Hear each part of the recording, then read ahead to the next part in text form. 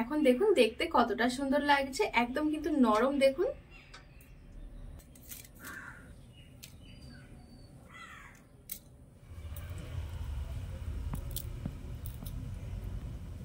নমস্কার বন্ধুরা, প্রতিদিনের মতো দারুণ একটা রেসিপি নিয়ে হাজির হয়ে গেছি।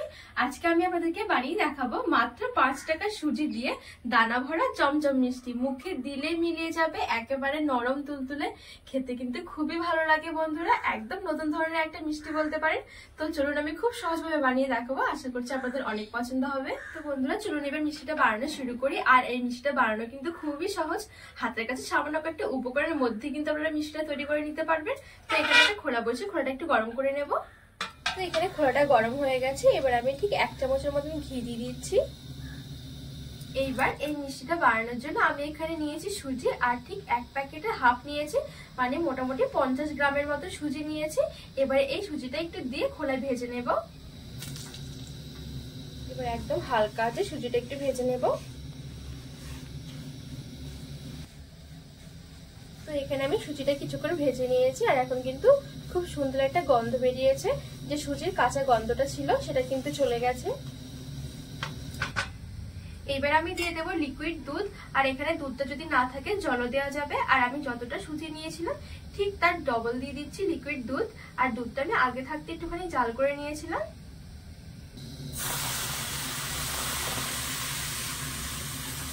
ভালো করে মিশিয়ে নেব, আর এইসবে কিন্তু গ্যাসের আঁচটা একদম লোতে রেখে দেব। তো এখানে ভালো করে আমি মিশিয়ে নিয়েছি। এবার আমি দিয়ে দেবো ঠিক 2 চামচের মতন চিনি। এবার আমি এখানে দিয়ে দেবো গুঁড়ো দুধ, আর আমি এখানে গুঁড়ো দুধটা নিয়েছি হাফ, মানে যতটা সুজি নিয়েছিলাম ঠিক তার হাফ নিয়েছি। এবার এই গুঁড়ো দুধটা দিয়ে অল্প অল্প করে দেবো আর মেশাতে থাকবো, একবারে কিন্তু দেওয়া যাবে না। আর এখন কিন্তু অবশ্যই গ্যাসের আঁচটা কিন্তু লোতে রাখতে হবে, না হলে পরে আবার দলা পেকে যাবে।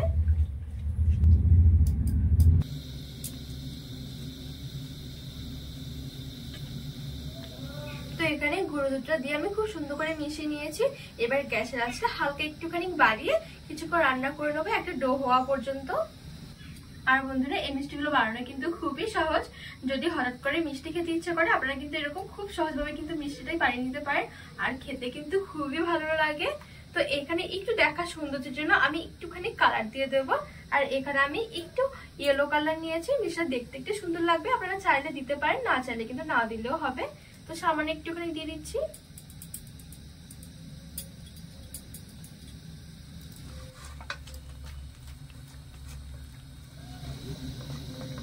তো এখানে কালারটা দিয়ে আমি খুব সুন্দর করে মিশিয়ে নিয়েছি। এবার একটা ডো বানিয়ে নেব। আর দেখুন কালারটা দেওয়াতে আরো কতটা সুন্দর লাগছে। আমি হালকা একটুখানি দিয়েছি, একটু হলুদ হলুদ লাগবে।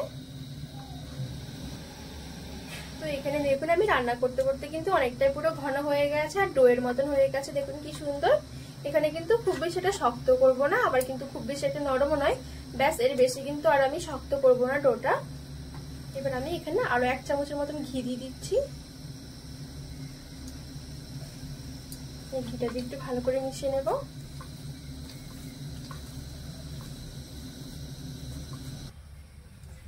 তো এখানে আমি ঘিটা দিয়ে আরো খুব সুন্দর করে মিশিয়ে নিয়েছি। আর এখন কিন্তু ডোটা কিন্তু খুব সুন্দর একদম নরম আর সফট হয়ে গেছে। এতে করে কি মিষ্টিগুলো খেতে কিন্তু একদম নরম তুলতুলে হবে। তো এবার আমি এই ডোটা একটু ঠান্ডা করে নেব।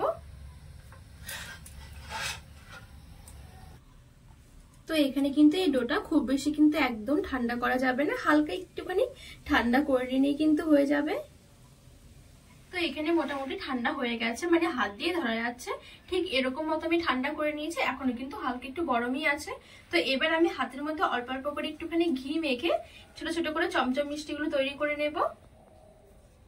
আপনারা চাইলে কিন্তু যে কোনো রকম করে বানিয়ে নিতে পারেন। আজকে আমি একটু লম্বা মতন করে নেব চমচম মিষ্টিগুলো। তো এই দেখুন এখানে কিন্তু আমার একটা চমচম মিষ্টি হয়ে গেছে। আর চমচম মিষ্টিগুলো দেখতে কিন্তু এরকমই বেশ ভালো লাগে, একটু লম্বা টাইপের। তো এরকম করে আমি সবগুলো তৈরি করে নেব।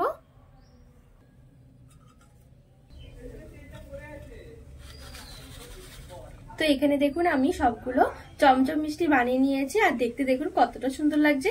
একটু ছোট ছোট করে বানিয়ে নিয়েছি, সেই জন্য কিন্তু আমার অনেকগুলো মিষ্টি হয়েছে এখানে।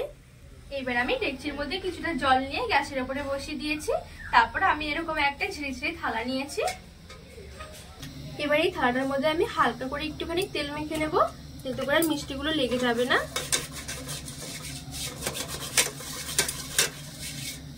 এইবার আমি মিষ্টিগুলো দিয়ে দেবো।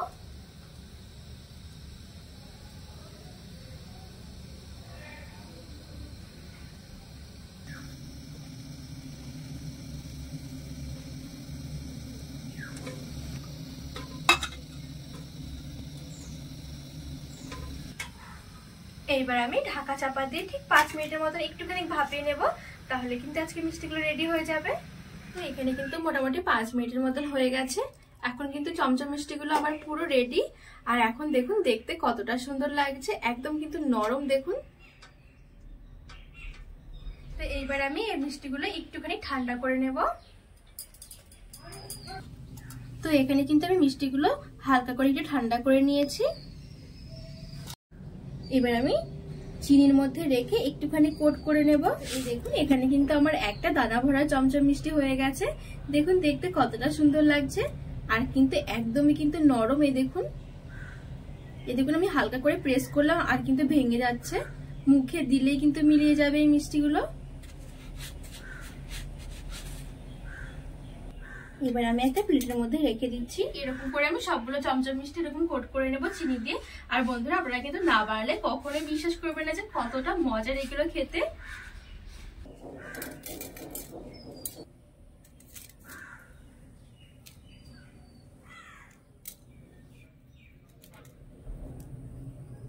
তো বন্ধুরা এখানে কিন্তু আমার দানা ভরা চমচম মিষ্টি হয়ে গেছে। আর দেখুন দেখতে কতটা সুন্দর হয়েছে। আপনারা কিন্তু না বানিয়ে খেলে কখনোই বুঝবেন না যে কতটা মজার হয় এই মিষ্টিগুলো খেতে। এই দেখুন কতটা নরম হয়েছে।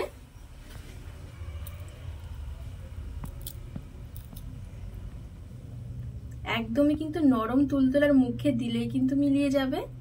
তো বন্ধুরা আজকে আমার এই সুজি দিয়ে দানা ভরা চমচম মিষ্টিটি কেমন লেগেছে অবশ্যই কিন্তু কমেন্ট করে জানাবেন।